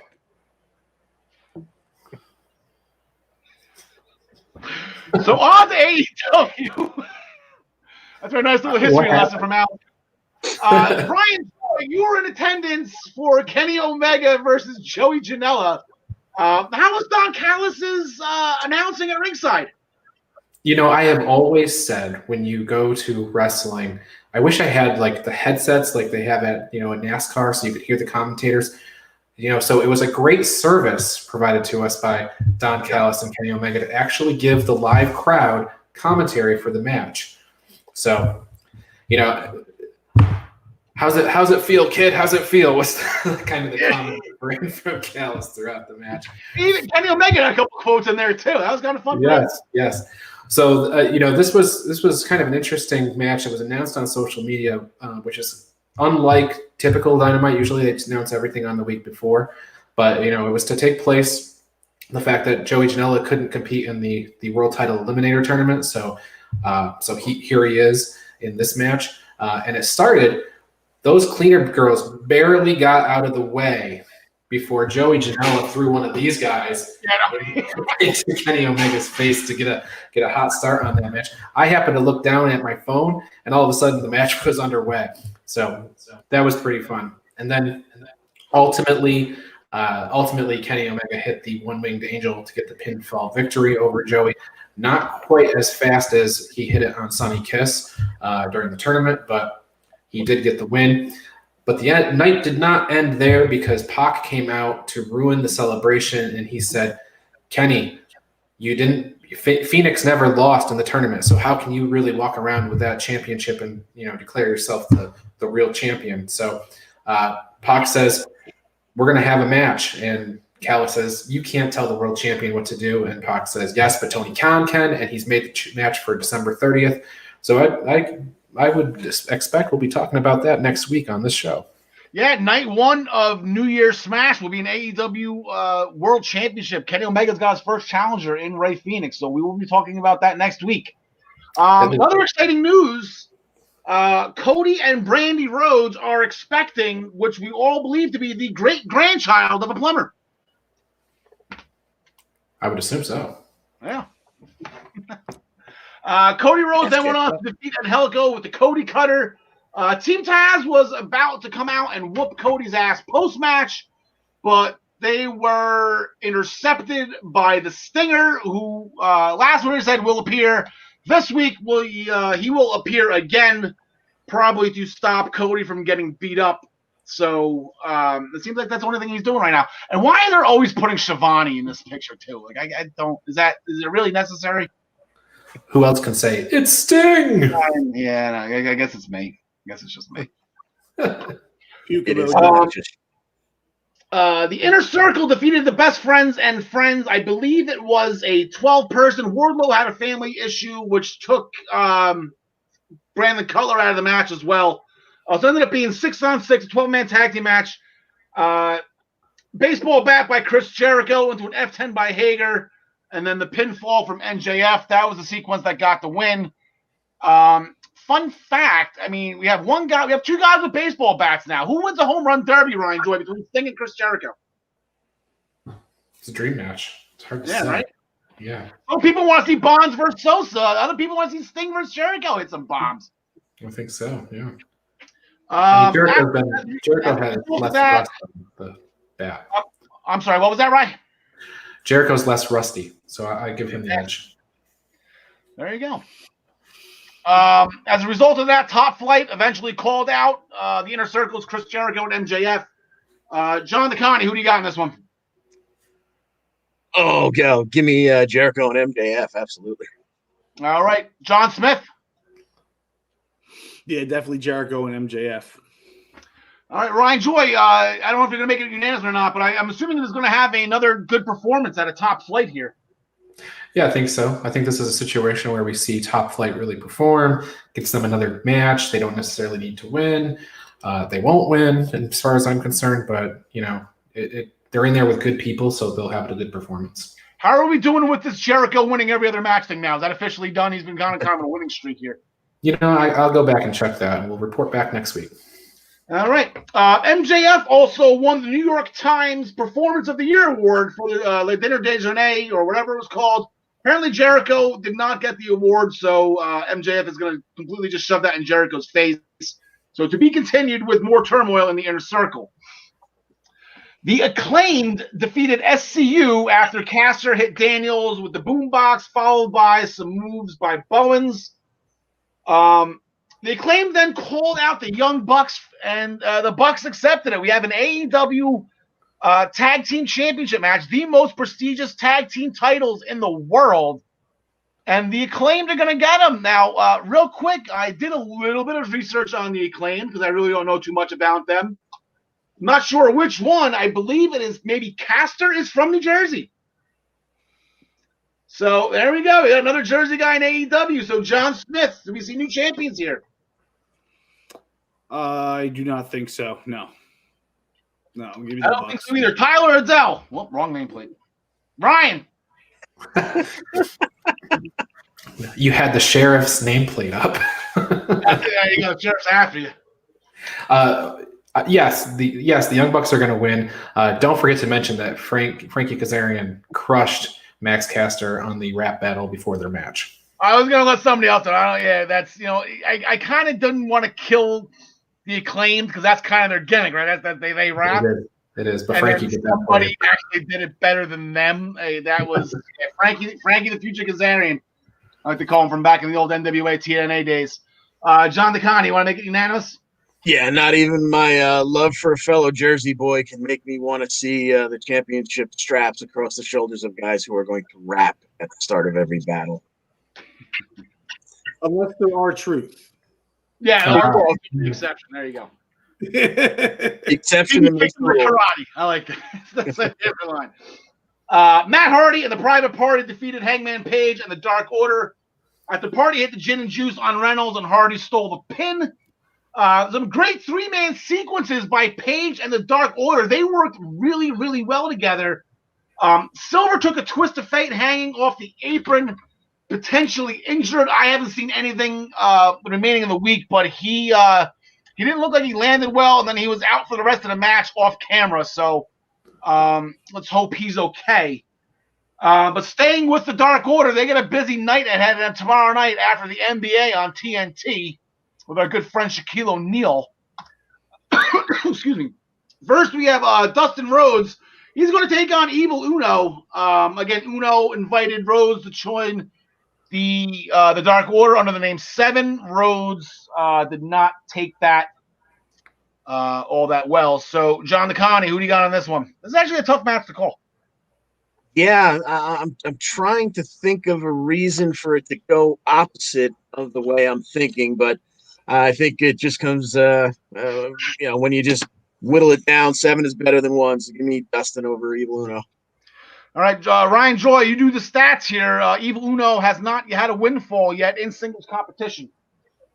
Yeah, I was going to make the same comment. 7 is greater than 1. So Dustin Rhodes wins. At some point soon, we're going to get Brody Lee back.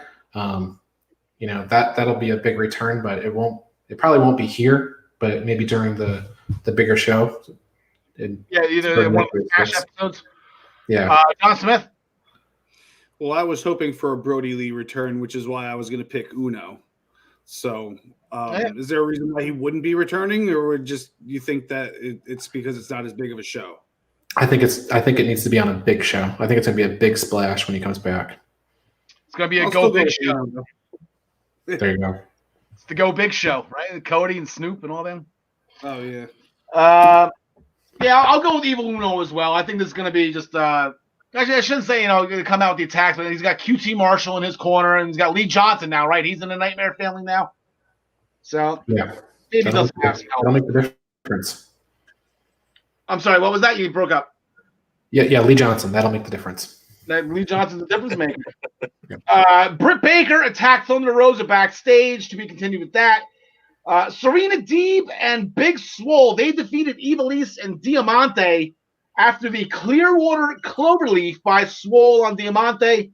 Nyla Rose and Vicky Guerrero came out to jump Swole and Deeb. Red Velvet came for the save on that one. She was the one that took the a chair beat. She took some kind of injury backstage the week prior. And then also on Dark, Ivelisse did get the win over the Ignite Women's Champion. Why am I blanking? Casey Lennox. Absolutely great match. I thought Casey shined. That was the first time seeing her. I actually went out of my way to watch that one. She looked good. So going with staying with the women's division, do we need, Ryan, I know you're doing a lot of work and a lot of work on your book coming up right now, but we do need an official record for inaction in AEW. But Hikaru Shida will be in action as if 21-1 wasn't dominating enough. she's going to fight somebody in action who has not won a match ever. Across any brand, by the way. Not in MLW, not in NXT. Inaction does not win. Wasn't there an inaction where the inaction was Abaddon and she won? That I don't know. That's a good question. I think Abaddon's first AEW Yes. Dynamite match, she was the inaction. And Red Velvet, I think. Red Velvet was inaction. Oh, wow. You know what? I'll go back and check that because, Al, you don't want to be misquoting that stat for the rest of the time. No, exactly. I've been saying that for a couple weeks now. Yeah, So I'll go back and check that, and then we can correct ourselves to say inaction is one and. yes. He's got the inaction will have the same record as what's his Leon Ruff. I did miss a match with the Dark Order. My apologies on that one. Jurassic Express is going to be in 6-man tag team match against the Dark Order, which this does not make FTR happy that Jurassic Express, guys dressing up as dinosaurs and Jungle Boys, are getting TV time here. Another 6-man tag team match. They need those trio titles. Somebody wrote a really awesome article about it. But Ryan Joy, who do you got in this one? Marco Stunt with the pin over Allen Angels. There you go. I like that call. John DeConnie. Nice. I'm not going to get that specific, but I definitely think Jurassic Express takes it. I like the Jurassic Express as well, John Smith. Make it unanimous. Okay. And then Miro is going to be announcing Kip Sabian and Penelope Ford's wedding date. I believe Miro said he was going to be the one announcing it, on the interview that he did last week. But here on this graphic, it says that they are not. And then the Kingston family, Eddie Kingston and his family got into a brawl with Lance Archer and the Death Triangle. Lance Archer didn't seem to want too much help here, but this stemmed into Pac versus the Butcher. I got Pac all the way on this one. John Smith. Yeah, definitely the bastard. I feel bad for the Butcher because he always gets thrown at people and loses, but at least we get to watch him. Yeah, there you go. John DeConnie. Yeah, that simple fact makes me hesitate for just a second. Like, wouldn't it be cute if the Butcher won here? But I think Pac is just too angry, fresh back. Yeah, I think he is going to run through him, but I think he gets the victory. Ryan. I'm going to go ahead. I'm going to pick Butcher since there's no points on the line, and I consider it a win as long as he gets to do those lunges when he walks in. It's a win. So, Butcher. All right, sounds good. So that will do it for AEW. So now we actually did pretty good on time today, boys. I like that. But before we continue forward with the show and the WrestleMania number 14 on the list, for those of you who don't know, I'm sure you all do by now, but Ryan Joy is the host of the Daily Wrestling Morning News Show. You can see Monday through Thursdays at 10 a.m. on all of the I-95 Sports Network and Eastern Observer outlets on Facebook, YouTube, Spotify, all that fun stuff. Ryan has different co-hosts every week. It's usually either myself, John, or John, along with his cousin Travis. But with Tony T being on today, I got the week off only for the show, but we do trivia. See, I have you as Tyler Adelle again. There we go. We do trivia every show. So now Ryan, he's going to, I guess, hit me up with something. So Ryan, you can take it away from here. Well, as we start trivia by asking Al, are you fully stretched out? Are you prepared? I am prepared. My groin is lustful. I am ready to. Chad Gable, I am hydrating. I am ready to roll. Well, these are important things because this is trivia is definitely a physical challenge. So if you're ready, I'm ready. Let's play the intro.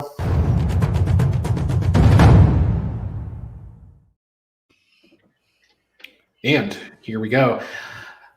You're gonna get 5 questions. A simple majority correct will get you the W, and you'll get the Goldberg Oscar Award. If you lose, though, you get a Hawkins. So your category for trivia today, all the questions are going to be about the 2017 TLC pay-per-view, which took place on December 22nd at the Target Center in Minneapolis, Minnesota. It was the 9th TLC branded event. and this was a Raw specific show, going back to something you were talking about earlier. Yeah. Okay. And all your trivia is from here, so good luck. Question 1. Asuka's main roster debut occurred at the TLC pay-per-view. 5 women competed in a fatal 5-way elimination match for the right to face Asuka. The woman who had the honor of losing to the Empress of Tomorrow was A. Bayley, B. Sasha, C. Alicia Fox, D. Dana Brooke, or E. Emma. Yeah, you know what? The original thought in my head was Emma. And the only reason why is because that's who I would have booked Asuka's first main roster match, because they had an absolutely amazing match at a NXT takeover. I want to say it was London. And then so I believe the answer is E, Emma. She was released shortly thereafter, which prompted Lio Rush to tweet, I guess Emma wasn't ready for Asuka, and then the whole entire world was just livid with Lio Rush. Well, the answer, it is all about me. Emma lost to Asuka by submission. Yep. Kalisto defended the WWE Cruiserweight Championship and lost the championship to this man. And you have multiple choice. Is it A, Enzo Amore, B, Neville, C, Jack Gallagher, D, Takamichinoku, E, Dick Togo, some people pronounce it Togo, that's your options. Well, some dick to go. You got the joke. Congratulations. Yeah, there you go. The answer is actually A, Enzo Amore. Enzo Amore, correct, yes. And that wasn't the only cruiserweight match on the show, surprisingly, as Gentleman Jack Gallagher tagged with the Brian Kendrick to face the team of Cedric Alexander and this man. Was it A, TJP, B, Rich Swann, C, Neville, D, Takamichinoku, or E, Dick to go? I'm gonna go with Rich Swann on this one. Rich Swann is correct. Yeah, 3 for 3. Yeah, I know Rich and Cedric were. Yep, there we go. Heading into the backstretch here with the final 2 questions, you're 3 for 3. You're dangerously close to a perfect plex, which would be your third. So let's see how you do. Kurt Angle and Seth Rollins teamed with this man to defeat Braun Strowman, The Miz, Kane, Cesaro, and Sheamus in a 5-on-3 handicap match. Was it A, Roman Reigns, B, Dean Ambrose, C, Chris Jericho, or D, Kevin Owens? I was actually in a Walmart when the announcement came out that Roman Reigns couldn't partake in it and that Kurt Angle had to fill in with Seth Rollins, and Dean Ambrose is the answer, and Kurt Angle had the Shield thing on. It was his first match back, right? That was his first match back in WWE.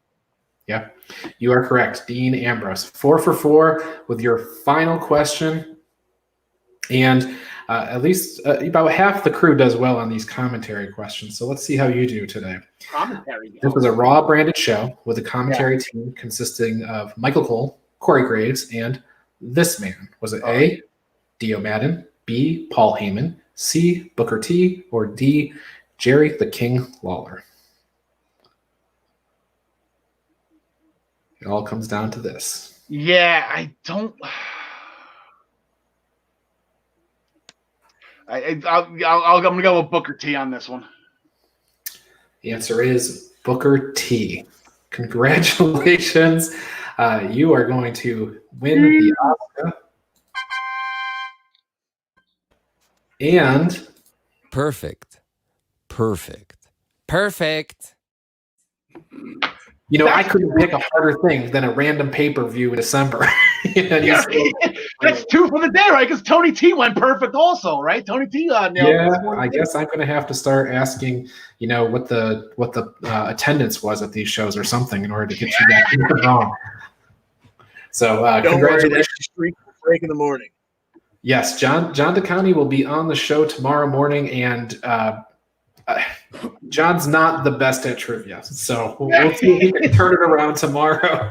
There's no nicer way to put that, John. I'm sorry. You got more Hawkins awards than anybody else. So completely understandable. All right, so there you go. I'll take it. I hope I did Mama Joy proud. I know she chimed in for my first one. I forgot to give her a little bit of credit on the second one, but Mama Joy is my biggest fan right now. She chimed in when I won my first perfect flex. She was watching this show earlier. She commented on how everybody had facial hair. Oh, really? There we go. There you go. Yes, we do. It was before Gary came on. So we will switch gears to number 14 on my top 30 favorite WrestleMania matches of all time. We are now 14 weeks away from WrestleMania. Allegedly, I guess Tyler mentioned it earlier. SpongeBob is spreading rumors that it might be pushed to May. With the stadium and Tampa, who knows? But number 14 on my list is probably top 5 on most people's lists. I mean, no one is going to argue. Actually, they will argue that this match is actually so high on my list at number 14. But give me Bret Hart and Stone Cold Steve Austin in a submission match at WrestleMania 13. This match just completely checked every box you could possibly ever have in professional wrestling. Bret, obviously the match of submission. Stone Cold really, he had the $1 million dream. I don't think he was using clover leaf at the time. If he did, maybe he just started using it just for this match. But I think his philosophy was just beat up Bret Hart to the point where he didn't want to continue anymore. Austin had Bret around the cable around his neck. Bret hit Austin with the ring bell, which caused the opening with the face of blood. That is one of the most iconic pictures in professional wrestling, when Austin was trying to force his way out of the sharpshooter with blood just pouring down his head. Didn't get it done. He passed out. Ken Shamrock was the referee of the match at that night. He gave Austin every chance in the world to keep going, but Austin was out, and Bret got the win. With that, Bret became a heel, started the Hart Foundation. Austin, as Cameron Grimes say, went to the moon right after that. That was the Stone Cold Steve Austin launching pad. And JR used to say every year at WrestleMania when Austin was in the ring, he's 4-1, he's 3-1, he's 2-1. The biggest, the only loss he's had was probably the best performance he ever had, and it's completely true. It's his match with Bret, So that is number 14 on my list. Speaks to the talent that those two had to be able to pull off a double turn in a match too. I mean, yeah, that's always talked about by the actual people in the business as one of the greatest double turns there's ever been. I can't even remember really another double turn. When's the last time there was a double turn? I don't. I can't really think of one because they're not usually done that well. Yeah. All right, so on to our giveaway. If you'd like to win this Jim the Anvil Neidhart autographed picture, courtesy of Sideline Sports and WWE memorabilia, all you have to do is go to this video on YouTube. There should be a link if you're watching on Facebook to the YouTube video. If not, it's a quick search. Just search the Essential Wrestling Podcast, and all of our episodes will pop up.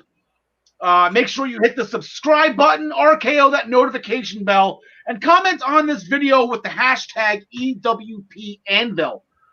We will be announcing the winner at 200 subscribers. We are almost there. We are hovering around the 130, 140 mark, so keep sharing these videos. Make sure you tell your friends, your families, your loved ones at Christmas dinner today, hey, the Essential Wrestling Podcast, that's a contest. You need to, for Jim the Anvil Neidhart, you need to go and subscribe, like the notifications, hit the bell, and comment. Make sure you tune into Fridays on the primetime rundown powered by StreamYard with Joey Jarzenka, Ian Schreier, and Rob DeLuca. Fridays at 6 p.m. on all of the Eastern Observer outlets, as well as Spotify and Google Podcast, Apple Podcast. They are on every outlet as well. This show is doing absolutely amazing. I do believe they are off for the holidays. So not on Christmas Day, not on New Year's Day, but I'm sure they're going to have a lot of college football bowl action when they come back on January 8th, especially with the national championship football game right around the corner from there. So make sure you tune in to them. And then we have the Daily Wrestling News Show that you just saw the trivia portion of it. It is an absolutely great show. We love being on it. We have a lot of fun with Ryan every morning. So tune in at 10 o'clock, 10 a.m. for your morning cup of joy. And the Daily Wrestling News Show tomorrow morning, John DeConti will be his special guest host to go over the Impact Awards tonight, plus preview again everything for NXT and AEW as well. Maybe discussing the history of the socialist mayors in the city of Milwaukee. Make sure you check out the Black Cats NYC's new album, Free Cake. It's been out for a while now. They're doing They're doing very well with their downloads and subscriptions. So make sure you get a part of the action on Spotify, Pandora, YouTube Music, anywhere you can get music. You can get the Black Cats NYC and their new album, Free Cake. Make sure there's a few days left in the holiday season. Make sure you get there and pre-order Ryan Joy's new book, From Minutes to Bell Time. It is called The Wins and Losses. I know he's working hard on it. We've had conversations about it. He just had to add Jackson Riker to this book as of last night. So the book is it will be updated. Everything you could possibly want and need from the crazy year that was 2020. You will be able to get in the wins and losses. And make sure you come back here. We are not all for the holidays. We are essential, so we will keep going. Next Tuesday at 6 p.m. On iHeartRadio, Spotify, everywhere you can, Apple Podcasts, everything, as well as I-95 Sports Networks on YouTube, on Facebook, on the Minutes to Bell Time page, on the Pro Wrestling Pick'em page. We will be having our end of the year awards episode. Impact will have nothing to report. NXT is taking off as well, so we have some extra time.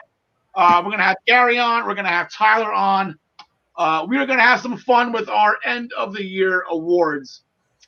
So that will do it for that. So, gentlemen, Festivus is tomorrow. I believe we don't get to Christmas unless we beat John Smith in the feats of strength. Good luck to you, for you guys for that. I might go last, and hopefully he's worn down at that point in time. John DeConti, anything from your end? Excellent pick with Blood from a Stone. That's one of my favorite matches of all time. All right. Tyler, I got these graphics situated. Ryan, anything from you? I love that you actually read the name tag. Like, you don't look at my face and say, "Oh, that's Ryan." You read the name tag. No, thank you for talking about the book and then the Daily Wrestling News Show. Please check them out. And happy holidays if I don't see you on that show. Sounds good. John Smith, I know, like I said, we went in opposite directions for fantasy football, but you are playing for something, though. With the league rules, you win this game, you get your choice in the draft order for next season, which is the game that I won last year, which landed me Christian McCaffrey, which didn't mean really not much of anything this year. I might actually have him for Sunday, but that's how I landed Christian McCaffrey. Yeah, which is also how you landed Mike Davis, because you needed his backup, So, good on you. Keep rubbing it in, keep twisting the knife. You're gonna bring it up again next week, I'm sure. I didn't put the scoreboard. It's between the ends. Hey, I'm in another championship game for the fourth time in 5 years.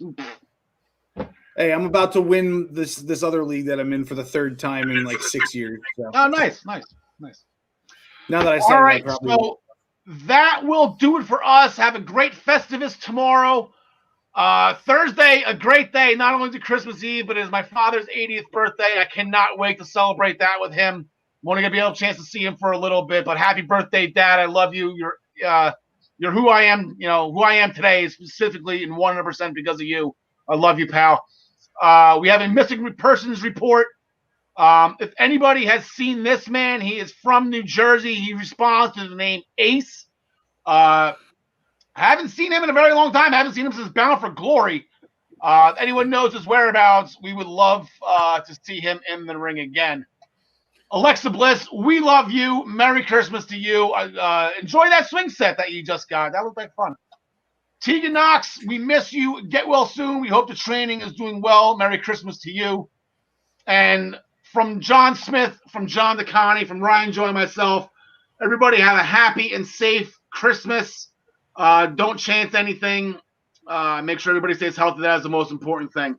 Merry Christmas, everybody. John DeConnie taking home.